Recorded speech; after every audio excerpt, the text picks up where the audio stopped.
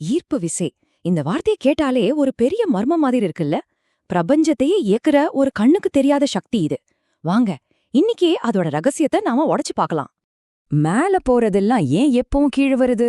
ஒரு ரொம்ப சிம்பிளான கேள்வி மாதிரி தோணுது இல்லையா? நாம சின்ன வயசுலேருந்தே இதை பார்த்துட்டு தான் இருக்கோம். ஆனா பாருங்க, இந்த ஒரு கேள்விதான் அறிவியலோட மிகப்பெரிய கண்டுபிடிப்புகள்ல ஒண்ணுக்கு கதவை திறந்து வச்சது. நூத்துக்கணக்கான வருஷமா ஏன் பொருட்கள் கீழே விழுதுங்கிறது ஒரு பெரிய புதிராவே இருந்துச்சு. இது ஏதோ மேஜிக் மாதிரி, ஒரு மர்மம் மாதிரி இருந்துச்சு. ஆனா உண்மையில அது பிரபஞ்சத்தோட ஒரு அடிப்படை விதி. அப்போதான் இந்த புதிரை விடுவிக்க ஒருத்தர் வராரு. அவர்தான் சர் ஐசக் நியூட்டன். ஒரு சூப்பரான டிடெக்டிவ் மாதிரி இந்த பிரபஞ்ச மர்மத்துக்கான துப்புகளை அவர் சேகரிக்க ஆரம்பிச்சாரு. நியூட்டனுக்கு கிடைச்ச க்ளூ, ரொம்ப முக்கியமான க்ளூ, ஒரு மரத்துல இருந்து வந்துச்சு. ஆமாங்க, ஒரு ஆப்பிள் மரம்தான். இது ஒரு சாதாரண ஆப்பிளையும் வானத்துல இருக்கிற நிலாவையும் ஒன்னு சேர்த்த ஒரு கதை. இங்கதான் அந்த மேஜிக்கே ஆரம்பிக்குது. நியூட்டன் கேட்ட அந்த ஒரு கேள்வி, ஒரு ஆப்பிள் கீழே விழுதுன்னா நிலாவும் விழுதுமா? யோசிச்சு பாருங்க. எங்க இருக்கு தரையில விழுகிற ஆப்பிள், எங்க இருக்கு வானத்துல மிதக்கிற நிலா? இது ரெண்டுக்கும் என்ன சம்பந்தம் இருக்க முடியும்? ஆனா நியூட்டன் நம்பினாரு, கண்டிப்பா சம்பந்தம் இருக்குன்னு. அப்பதான் நியூட்டனுக்கு அந்த பொறி தட்டுச்சு. நிலாவும் உண்மையில பூமிய நோக்கி விழுந்துட்டு தான் இருக்கு. ஆனா அது பக்கவாட்டுல பயங்கர வேகமா போறதால அது பூமியில வந்து மோதாம பூமிய சுத்தி சுத்தி விழுந்துட்டே இருக்கு. ஒரு முடிவே இல்லாத வீழ்ச்சி. நாம இதத்தான் சுற்றுப்பாதை இல்லனா ஆர்பிட்னு சொல்றோம். இது சாதாரண விஷயம் இல்ல, இது ஒரு புரட்சிகரமான யோசனை. யோசிச்சு பாருங்க, இந்த பூமியில ஒரு ஆப்பிள கீழே விழ வைக்கிற அதே விதிதான் வானத்துல இருக்கிற கிரகங்களையும் அதோட பாதையில போக வைக்குதுன்னு சொல்றாரு. அதாவது பூமிக்கு ஒரு ரூல், வானத்துக்கு ஒரு ரூல்னெல்லாம் இல்ல, பிரபஞ்சம் முழுக்க ஒரே ரூல் தான். சரி, இப்போ நாம அந்த பெரிய கண்டுபிடிப்புக்கு வருவோம். நியூட்டன் இந்த மர்மத்தோட சீக்ரெட் கோட கண்டுபிடிச்சு அதை ஒரு விதியா மாத்தினாரு. இந்த வரியோட சக்தியை கொஞ்சம் கவனிங்க. பிரபஞ்சத்துல இருக்கிற ஒவ்வொரு துகளும் மத்த ஒவ்வொரு துகளையும் ஈர்க்குது. அதாவது நீங்க, நான், நாம வாழ்ற இந்த பூமி, ரொம்ப தூரத்துல இருக்கிற நட்சத்திரங்கள்னு எல்லாமே ஒன்னோட ஒன்னு ஒரு கண்ணுக்கு தெரியாத நூலால பிணைக்கப்பட்டிருக்கு. சிம்பிளா சொல்லணும்னா, ரெண்டு பொருளோட நிறை, அதாவது மாஸ் அதிகமாக அதோட ஈர்ப்பு விசை அதிகமாகும்.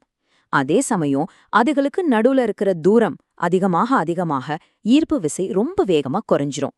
அவ்வளோதான்.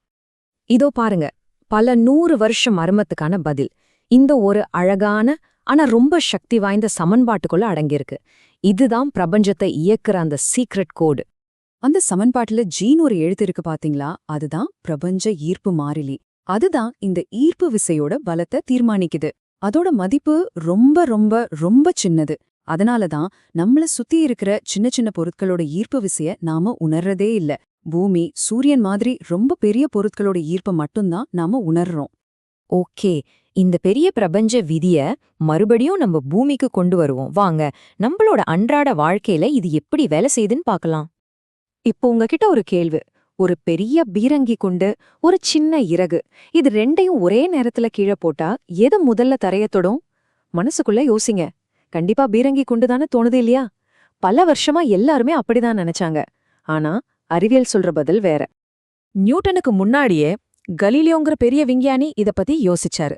அவரு பைசா கோபுரத்து மேல இருந்து 2 அலகலக எடை கொண்ட பந்துகளை கீழே போட்டதா ஒரு கதை கூட உண்டு.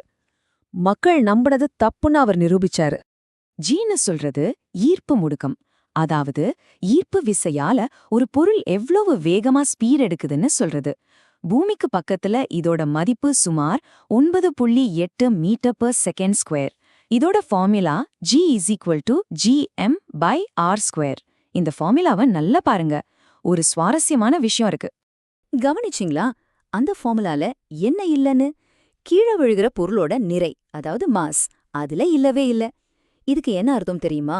ஒரு பீரங்கி குண்டையும் சரி, ஒரு இறகையும் சரி, பூமி ஒரே வேகத்துல தான் கீழே இழுக்குது.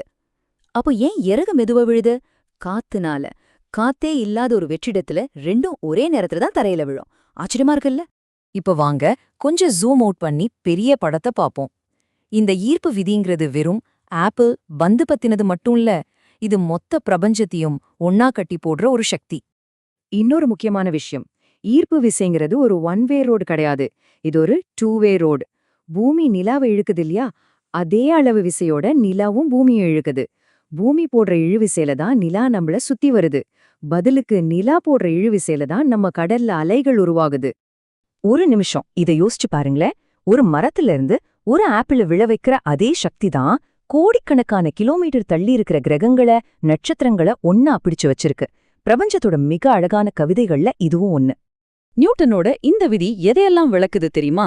நம்ம பூமி மாதிரி கிரகங்கள் ஏன் சூரியனை சுத்தி வருதுன்னு சொல்லுது.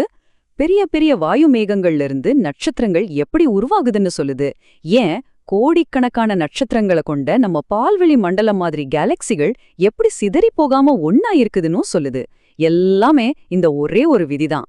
சரி, நாம நியூட்டனோட சீக்ரெட் கோட உடைச்சிட்டோம். ஆனா பாருங்க, இது நம்மள இன்னும் பெரிய கேள்விகளுக்கு கூட்டிட்டு போகுது. ஈர்ப்பு விசை எல்லாத்தையும் ஒன்னோட ஒன்னு இழுத்துக்கிட்டே இருக்குதுன்னா, அப்ப ஏன் இந்த மொத்த பிரபஞ்சமும் ஒன்னா சேர்ந்து ஒரே உருண்டையா சுருங்கிடல? எது அதை தடுத்து நிறுத்துது? இது அறிவியலோட அடுத்த பெரிய மர்மம். யோசிச்சு பாருங்க.